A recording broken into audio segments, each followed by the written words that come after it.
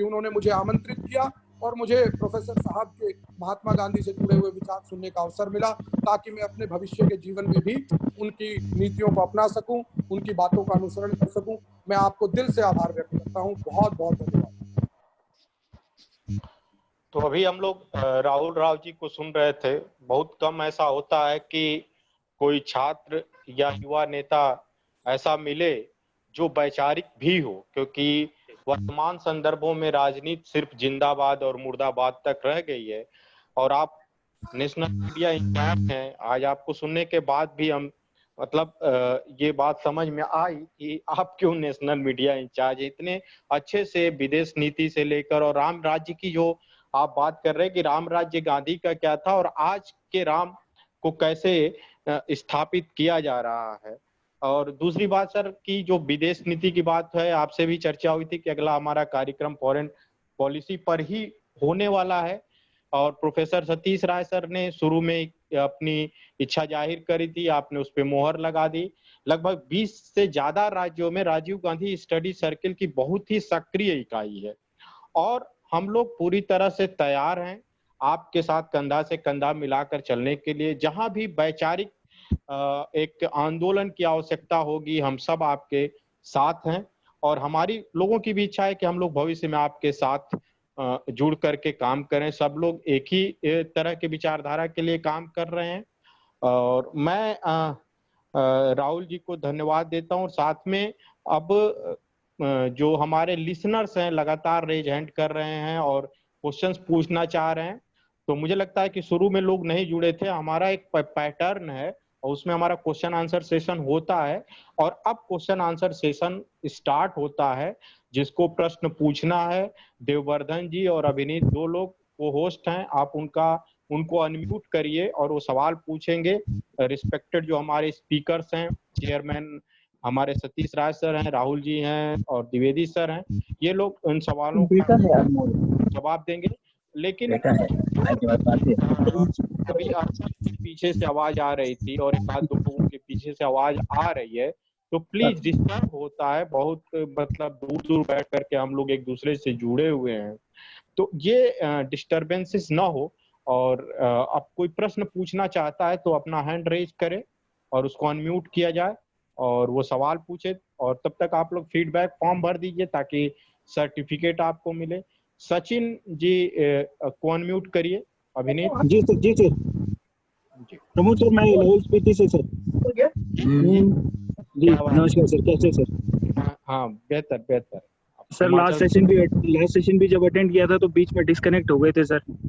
कोई नहीं, आज पूछिए। पिछला बार भी बहुत अच्छा लेक्चर था सिविल सर्विस करके और उसमें बीएम शर्मा सर हमारे एक्स चेयरमैन आरपीएससी जुड़े हुए थे। आज पूछिए, द्विवेदी सर हैं, राहुल राव सर हैं। जी सर। सर जितने भी मूवमेंट्स पे सर हम लोग खुद जब जाते हैं सर, तो बहुत सी बार सर हम लोगों को ये कहिए कि पब्लिक सपोर्ट भी नहीं मिलता है। कई बार हम खुद भी हार जाते हैं या हार मान लेते हैं।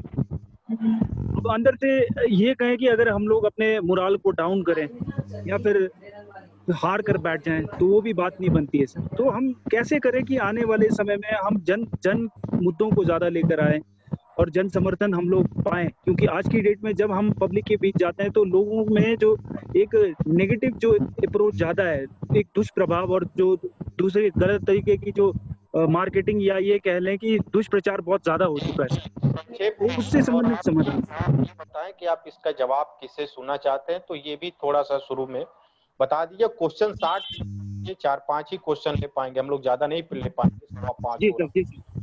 तो राहुल राव जी और राहुल राव सर से सर, क्योंकि हम यूथ से ज्यादा रिलेटिंग है तो हम समझेंगे कि राहुल सर ज्यादा हमको कुछ बता पाएंगे। सवाल भी आप पूछिए, एकेडमिक सवाल। राहुल राव जी सर ये जवाब दीजिए। जी जी बताइए, पूछिए। नमस्कार सर। नमस्कार जी। सर राहुल सर, बस यही पूछना था, अधिकतर जब हम लोग जन मुद्दों को लेकर जाते हैं तो कई बार ऐसा होता है कि मतलब हम पब्लिक के मतलब इश्यूज पे जा रहे हैं पर पब्लिक का समर्थन नहीं मिल पाता है, क्योंकि पब्लिक के बीच में जो दुष्प्रभाव या एक गलत प्रचार हो रखा होता है उस वजह से जन समर्थन नहीं मिल पाता है।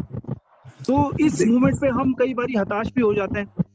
तो हताश होने के साथ साथ हम कोशिश तो ये करते हैं कि हम अपना मोरल डाउन ना करें और पब्लिक मुद्दे पे जाते रहें। तो जब हार मिलती है तो इस हार को मतलब किस तरीके से हम मतलब अपने अपने ऊपर हावी होने ना दे सकें, इस बारे में आपसे जानना चाहते हैं। देखिए मित्र, मैं यही कहना चाहता हूँ जी सर। कि जिस तरीके से हम कहते हैं ना कि वर्तमान जीवन में हमें गीता हमारे लिए बहुत महत्वपूर्ण है, उसी तरीके से मैं कह सकता हूँ कि महात्मा गांधी जी का जो जीवन है वो हम एक राजनीतिक व्यक्ति के साथ साथ हर सामाजिक व्यक्ति को उनके बारे में पढ़ना चाहिए। अगर आप महात्मा गांधी जी के जीवन को देखेंगे तो बहुत बार ऐसा हुआ कि हो सकता है कि समय से हमें सफलता ना मिली हो, चाहे हमारा फ्रीडम मूवमेंट रहा हो, 1857 की क्रांति रही हो, वो जी बहुत सारे ऐसे आपको अध्याय मिलेंगे जब जन आंदोलनों में शुरुआती सफलता नहीं मिलती। लेकिन मैं जी कहता हूं कि जब आप सत्य के साथ खड़े होते हैं तो जी आपको विचलित नहीं होना है, आपको जी लगातार प्रयास करना है कि आप अपनी बात को, क्योंकि आप जनहित की बात कर रहे हैं, आप जी सत्य के साथ खड़े हैं, तो आप अपनी बात को लगातार कहते रहिए, उठाते जी रहिए, और अपनी जी प्रासंगिकता को जनता में जब आप बना के रखेंगे जी तो मैं निश्चित तौर पे कहता हूं कि आपको एक दिन सफलता मिलेगी और सत्य के साथ खड़े होने वाले लोगों की संख्या में दिन प्रतिदिन आपके साथ इजाफा होगा। बहुत जी बार जन आंदोलनों में ऐसा होता है कि दुष्प्रचार के माध्यम से, अन्य माध्यमों से कहीं ना कहीं आंदोलनों को दबाया जाता है, जी जी लेकिन आप कोई भी आंदोलन देखेंगे जो सत्य के साथ टिका हुआ रहता है, जो जनता की भावनाओं के साथ होता है, उसमें हमेशा सफलता मिलती है। हो सकता है थोड़ा समय जरूर लगे, लेकिन मैं यही कह सकता हूं, आप जब भी जनता की बात को लेके कोई भी आंदोलन करें तो हताश ना हो, निराश ना हो, लगातार आप अपने काम को लगे रहें। महात्मा गांधी जी ने अकेले शुरुआत की थी, लेकिन पूरे भारतवर्ष ने उनके साथ जुड़ता चला गया और भारत आजाद हुआ। मैं समझता जी हूँ कि जब भी आप अपने क्षेत्र में काम करेंगे, ईमानदारी से करेंगे, तो आपकी हमेशा जीत होगी। मेरा तो यही कहना है। जी करिए, अंकित करना चाहते हैं छत्तीसगढ़ से। अंकित धन्यवाद राहुल भैया। जी शुक्रिया। सर सर सभी को मेरा नमस्कार। मैं अपना सवाल आरपी द्विवेदी जी से करना। स्वतंत्रता आंदोलन के लिए प्रमुख जननायक के रूप में सिर्फ गांधी जी को ही क्यों देखते हैं? दूसरा, गांधी जी ने अपना राजनीतिक उत्तराधिकारी नेहरू जी को ही क्यों बनाया? सरदार पटेल भी हो सकते थे और भगत सिंह को भी वो बचा सकते थे, पर बचाया नहीं। तीसरा सबसे बड़ा जो विस्मयकारी सवाल होता है, मैं भी इस बात को नहीं समझ पाता हूँ क्यों लोग ये पूछते हैं कि महात्मा गांधी ने जब जब अपना कोई आंदोलन किया और ऐसा लगता था कि आंदोलन बहुत अच्छा जा रहा है, चाहे वो भारत छोड़ो आंदोलन था या असहयोग आंदोलन था, उन्होंने अचानक से उस आंदोलन को बंद कर दिया। तो ये तीन जो मेरे सवाल हैं द्विवेदी साहब से, मैं उसका जवाब चाहता हूँ। धन्यवाद बघेरी जी। आपने सवाल तो किया, लेकिन सवाल के लिए आप 5 मिनट के भीतर तीनों का उत्तर चाहते हैं, बड़ा कठिन काम होगा। लेकिन मैं कुछ बातें जरूर बताना चाहूंगा। नंबर 1, आप कहते हैं सोशल, आप 10 मिनट मैं बताना चाहता हूँ। नंबर 1, पहले सवाल का उत्तर मैं देना चाहता हूँ कि 1915 में आने के बाद में, यानी सोशल मीडिया में बहुत सारे झूठ का परिंदा भी चलता है। मैं सिर्फ चाहता बताना ये, हमारे पास सही सूचनाओं के लिए स्थान है। जैसे अगर नेहरू के बारे में कोई चीजें उठी, नेहरू के बारे में तमाम एक दुष्प्रचार पूरे वर्ष भर चलता रहा, 2 साल चलता रहा, तरीके से भाषणों में, व्याख्यानों में, तो आपको मालूम है कि राष्ट्रीय जो नेहरू संग्रहालय है, जो त्रिमूर्ति भवन है, त्रिमूर्ति भवन के तमाम सारी चीजें खोल करके बताने की जरूरत है कि ये नेहरू के जन्म से लेकर के जीवन के अंतिम समय तक क्या क्या मेजर इवेंट रहे हैं, वो बिल्कुल फिगर सहित दिए हुए हैं। लोगों की पुस्तकें, उसको पुस्तकों को करके निकाल के देने की जरूरत है। What is uniqueness of the Pandit Nehru? मैं 2 चीजें बताना। एक तो सवाल ये है कि इसलिए मीडिया को, जो तमाम सारे सोशल मीडिया प्रमाणिक नहीं है, लेकिन तमाम सारे देश के तमाम सारे जो नेशनल इंपॉर्टेंस के इंस्टीट्यूशंस हैं, उनकी रिसर्चेज हैं, उनके वर्क हैं, जो बिल्कुल लगे हुए हैं, त्रिमूर्ति भवन में लगे हुए हैं, सबके बारे में लगे हुए हैं, नेहरू के बारे में लगे हुए हैं, गांधी के बारे में, नेशनल गांधी, तो वहां से हम लेकर के लोगों को सूचनाएं दे सकते हैं जो प्रमाणिक है। नंबर 1 बात। दूसरी बात, एक सवाल किया आपने कि पटेल जी के बारे में कहते, थोड़ा सा मैं आज इस बात को जरूर कहूंगा, क्योंकि मुझे बहुत पहले प्रोफेसर सतीश कुमार जी के साथ लातूर में व्याख्यान देने का महाराष्ट्र में मुझे मौका मिला। वहां भी मेरे सामने सवाल खड़ा किया गया। उस जमाने में, आज के 10 साल पहले मेरे ख्याल से सतीश जी बात होगी। देखिए, गांधी जी एक ऐसे व्यक्ति की तलाश में थे जो सबको ग्राह्य हो। गांधी जानते थे सबको ग्राह्य हो। कल्पना करिए, कई बार हम समझते हैं पटेल जी को हरिपुरा अधिवेशन के बाद से लोगों ने जानना शुरू किया, आपको पता होगा। और 2 सत्याग्रह जो हुए, बारदोली सत्याग्रह, खेड़ा सत्याग्रह, वहां से लोगों ने गांधी जी को, उनको जाना, पटेल जी को जाना। पटेल जी की जो उपलब्धियां हैं वह उनके बड़े भाई सरदार विठल भाई पटेल, जो बड़े वकील थे फौजदारी के गुजरात में, अहमदाबाद में, वो कालांतर में अपने सारे मोकिल को ट्रांसफर किया। पहले वो छोटे तालुके में करते थे प्रैक्टिस, और वहां उन्होंने जो मैनेजमेंट ऑफ जो समस्या थी नगर निगम में, अहमदाबाद के म्युनिसिपल कॉर्पोरेशन में पानी की सप्लाई की, बहुत बेहतर प्रबंधन किया, वो संज्ञान में आए। लेकिन आपको जानते हैं, किसी भी देश को आजादी प्राप्त करने के बाद में उसकी मान्यता का सवाल अन्य देशों से होता था। नेहरू जी जो लेफ्टिस्ट ग्रुप के जो वामपंथी समूह राष्ट्र थे, उनकी तरफ भी उनका जो झुकाव था, लोग जानते थे उन्हें, यही नहीं है, वो सबको लेकर चले नेहरू जी। एग्जाम्पल के तौर पर नेहरू जी को क्यों पसंद किया? नेहरू जी ने कम्युनिटी जो है एग्रीकल्चर की बात की, सामुदायिक खेती की बात की। सोवियत संघ के 50 वर्ष पूरे होने पर वहां बुलाया गया, आमंत्रण किया गया, व्याख्यान देने गए वो वहां से लौट करके आए। लोगों ने समझा कि गांधी जी सोशलिस्ट हैं, गांधी जी कम्युनिस्ट हैं, अरे नेहरू जी कम्युनिस्ट हैं। लेकिन उन्होंने प्रभाव तो वहां से लिया, लेकिन जब कम्युनिटी डेवलपमेंट प्रोजेक्ट चालू किया नीलोखेड़ी में, तो वो वैज्ञानिक लेकर के अमेरिका से आए। जो बेस्ट है उससे लेने की तो पश्चिम को स्वीकार थे, साउथ एशियन कंट्रीज को भी स्वीकार थे नेहरू जी। उनका इतना बड़ा व्यक्तित्व, राष्ट्र में सिर्फ व्यापक व्यक्तित्व की बात नहीं है, अंतरराष्ट्रीय स्तर पर जिसकी रिकॉग्निशन होती है, अगर पहले राष्ट्र का प्रमुख वो बनेगा तो राष्ट्र को मान्यता पहले मिलेगी। आपको पता होगा, बांग्लादेश को आजादी मिलने के बहुत दिनों बाद तक तमाम सारे राष्ट्रों ने मान्यता प्रदान नहीं की। तो आजादी के बाद में भारत की स्वतंत्रता की मान्यता की स्वीकृति का सवाल था। नेहरू तमाम नेताओं में बहुत आगे थे, इसलिए गांधी के सामने विवशता थी कि वो नेहरू को आगे करते। पटेल के प्रति उनका दुराभाव नहीं था। हम कई बार कहते हैं, अखाड़े में पहलवान लड़ना नहीं चाहते, लेकिन उस्ताद लड़ाना चाहते।